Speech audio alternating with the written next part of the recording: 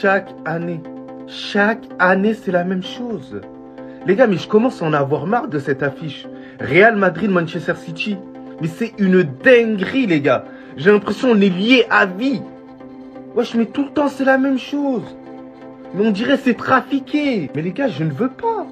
Je ne veux pas. Et pas pour les mêmes raisons que les Citizens, parce qu'on sait pourquoi les Citizens ne veulent pas le Real Madrid.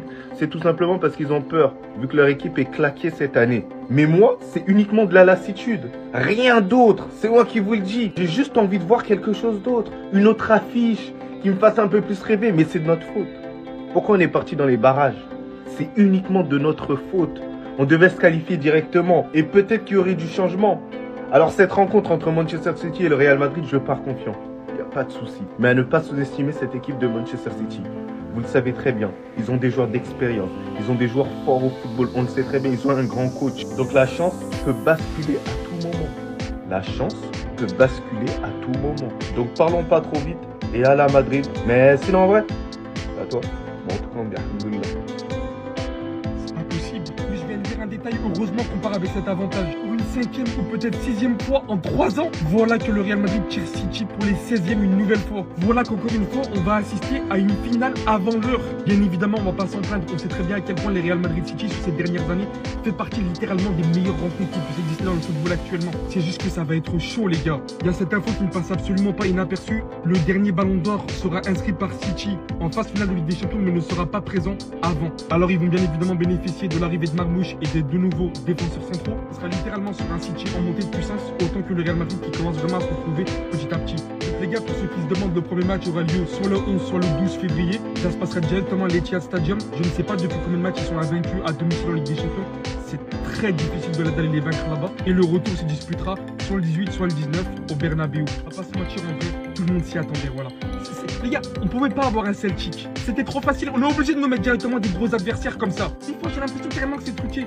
On va faire avec, il n'y a pas le choix. On y est pratiquement. Je vous explique tout. Les premiers barrages des 16e, on va retrouver Brest contre PSG. On s'y attendait, un 16e 100% Ligue 1. De l'autre côté, on va retrouver Monaco-Benfica. Donc ça va marcher ainsi pour toutes les colonnes. Une seule équipe de chaque 16e va atterrir, jouer contre soit le Barça, soit contre Liverpool. Vous l'avez compris, on pourrait donc rapidement se retrouver avec un PSG contre Barça ou PSG contre Liverpool dès les 8e. Dans la deuxième partie, on va retrouver Club Brugge Atalanta. Et de l'autre côté, Sporting Dortmund. Une équipe de chaque catégorie qui va retrouver Lille et Aston Villa. Là, on a littéralement le choc des 16e. Et bien évidemment, on s'y attendait. Manchester City contre le Real Madrid. Et de l'autre côté, Celtic Bayern. Bayern a eu le tirage le plus simple, devrait donc passer et soit retrouver l'Atlético Madrid, soit le Leverkusen. De l'autre côté, le Real Madrid et City, l'une des deux équipes retrouvera l'équipe restante sur l'Atlético Madrid, sur le Leverkusen, encore une fois. Dans tous les cas, on va être sur un choc. De l'autre côté, ensuite, on a Juventus PSV. Le gagnant va soit retrouver l'Inter, soit Arsenal. De l'autre côté, Feyenoord AC Milan, de même. On commence petit à petit vraiment à se faire à peu près un petit itinéraire, une petite ligne de ce qui va se dérouler. Mais ici, là, ces deux côtés, plus ces deux côtés, les gars, soyez prêts, ça va être incroyable. Comme on vous a dit, malheur aux perdants, cette Ligue des Champions c'est Squid Game, ça drop direct. Real Madrid, Manchester City, donc un des deux clubs, on va pas se mentir, on va pas se raconter des salades, un des deux meilleurs clubs de ces 5 dernières années ne va pas participer au 8e de finale. C'est une dinguerie. Alhamdoulilah, on a évité Brest. L'AS Monaco jouera contre Benfica et le Paris Saint-Germain jouera contre le Stade Brestois. Milou, il était trop fâché, mais il a eu ce qu'il redoutait le plus. Ousmane Dembélé, bon courage Brest, bon courage. Donc nous on se retrouve avec Benfica. Pour les autres affiches, on a du Sporting Dortmund. Bon, match homogène, je mets une petite pièce sur Dortmund quand même. Ensuite là, quand il a vu le tirage, à mon avis Müller il a dit, on dirait que je ris. Contre le Celtic. Bon, normalement en formalité, mais bon, la Ligue des Champions, on sait jamais. AC Milan, qui a mis beaucoup de parieurs à terre, vont affronter Feyenoord. Franchement, ils auraient dû affronter les 11 de légende. Parce que ce qu'ils ont fait à mes parieurs là, même si c'est pas des paris, c'est bien fait. Bon, en tout cas, on sait très bien vers qui nos yeux vont se tourner. Real City, ça va être exceptionnel, j'ai hâte. Et ensuite, il y aura un autre tirage au sort, je ne sais plus quelle date, où on saura quelles équipes vont être dans quel tableau. C'est-à-dire, on pourra se projeter jusqu'aux demi-finales. Donc, c'est incroyable. C'est tout chaud, ça vient de sortir. On connaît les tirages des barrages. Comme prévu, pas de surprise pour le Paris Saint-Germain. Ça devait jouer un club de Ligue 1, ça jouera à Brest. Dédicace à Les Melou Mskedou. Pour le deuxième club de Ligue 1, enfin plutôt le troisième club de Ligue 1 qui est en barrage, Monaco, ça jouera Benfica. J'ai hâte de voir cette affiche. Ce qu'il faut savoir, c'est que le Barça jouera le gagnant de Monaco-Benfica ou de PSG-Brest. À côté, on a Celtic-Bayern, Real City, le gros choc de ces barrages, on va pas se mentir. Milan-Feyenoord, attention au Milan. Juventus-PSV, si la Juve ne redresse pas un petit peu la barre, même le match contre le PSV, ça peut s'annoncer très compliqué. Dortmund face au Sporting et l'Atalanta face à Bruges. Je vous laisse apprécier le tableau dans son entièreté. Vous pouvez voir les équipes qu'ils affronteront en huitième de finale. Pour l'instant, quand je vous fais cette vidéo, le tirage au sort des huitièmes n'a pas encore été fait. Je vous ferai la deuxième vidéo pour vous dire quelle équipe sera de quel côté. Honnêtement, on va pas se mentir. Il y a un côté plus compliqué qu'un autre. J'ai comme l'impression que mieux vaut être du côté droit que du côté gauche. On va être honnête, même si c'est du foot et que ça veut rien dire. Donc les gars, satisfait de votre tirage ou pas?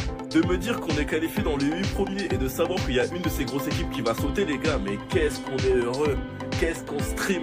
Il y a déjà un gros qui saute et on pouvait pas faire mieux parce que sur les dernières années, c'est eux les maîtres de cette compétition, c'est eux qui se partagent le titre. Sur les 3 ans, Madrid a gagné la LDC 2 fois et City une fois. Ils se croisent H24. À chaque fois qu'ils s'affrontent, c'est une finale avant l'heure. Et cette année, c'est totalement différent. Avec des coachs à court d'idées.